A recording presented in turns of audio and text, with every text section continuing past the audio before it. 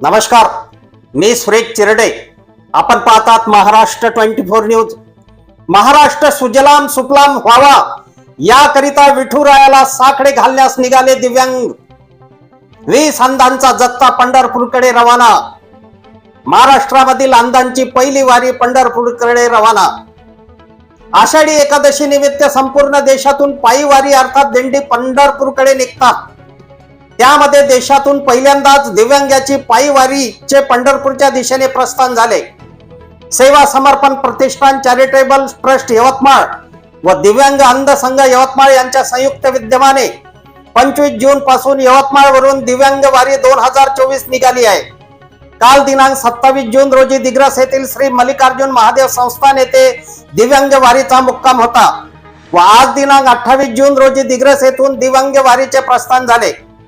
महाराष्ट्र सुजलाम सुफलाम व्हावा, शेतकऱ्यांना चांगले दिवस येवो, तसेच अनेक समस्यांचे साकडे घालण्याकरिता दिव्यांग वारी 2024 चे आयोजन केल्याचे प्रशांत व्ही बनगिनवार अध्यक्ष सेवा समर्पण प्रतिष्ठान यवतमाळ व प्रकल्प संयोजक सदानंद तायडे यांनी यावेळी सांगितले.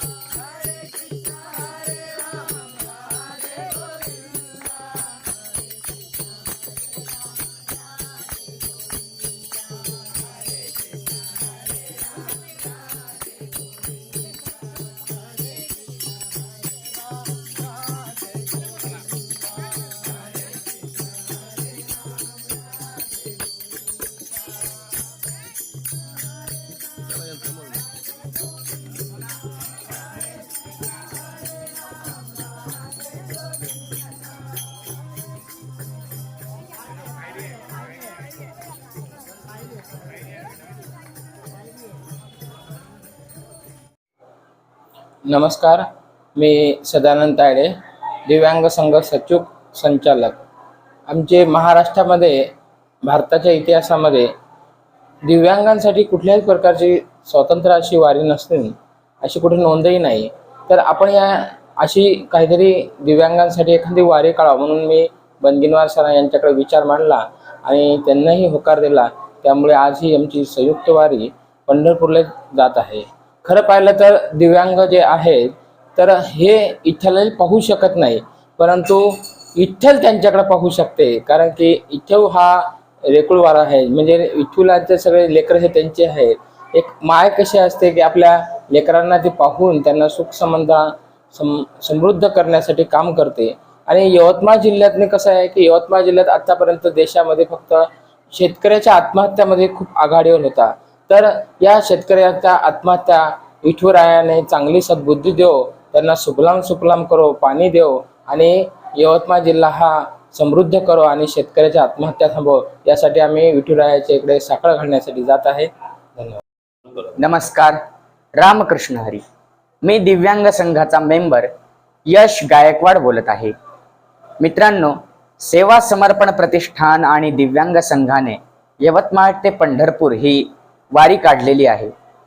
आता वाऱ्या तर तशा महाराष्ट्रातून भरपूर निघतात. महाराष्ट्राला अतिशय प्रतिष्ठित आणि अखंडित अशी संत संस्कृती लाभलेली आहे.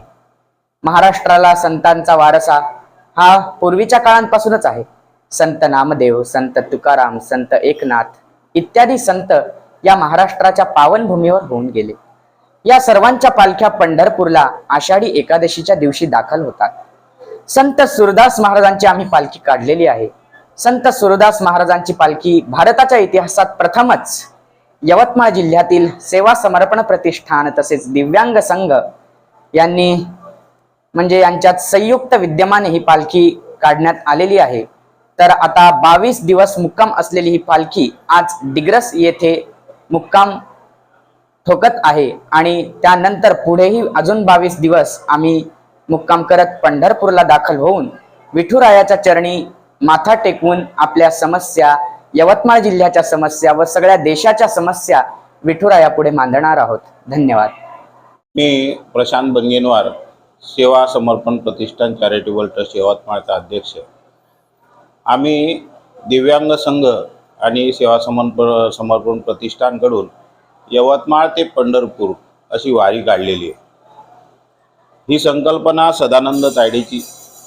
त्यांनी असं म्हटलं की आपण सगळे दिव्यांग मुलं घेऊन का दिंडीला नाही जाऊ शकत, आणि त्याच्यावर मंथन करून मग आम्ही ही वारी काढण्याचं निश्चित केलं.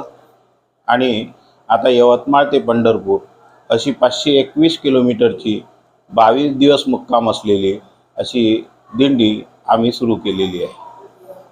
यामध्ये 20 अंधबांधव आणि बाकीचे 5-7 जण केअरटेकर असे सगळे मिळून आम्ही वारीला निघालेलो आहोत. हा वारीचा 3रा मुक्काम आमचा दिग्रसमध्ये होतो आहे आणि यापुढे पूर्ण एकूण 22 मुक्काम आमचे राहणार आहे.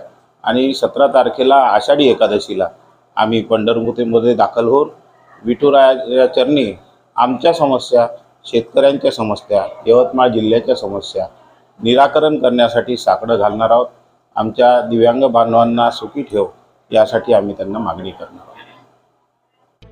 दिग्रस येथील श्री मल्लिकार्जुन महादेव संस्थानतर्फे सर्व दिव्यांग वारकऱ्यांचा यावेळी सन्मान करण्यात आला. अफजल खान, ऋषिकेश हिरासह मी सुरेश चिरडे, महाराष्ट्र 24 न्यूज दिग्रस, यवतमाळ. आमच्या पुढील बातम्याचे अपडेट पाहण्याकरिता आताच आमच्या चॅनलला सबस्क्राईब करा व बेल आयकॉन वरती क्लिक करा. धन्यवाद.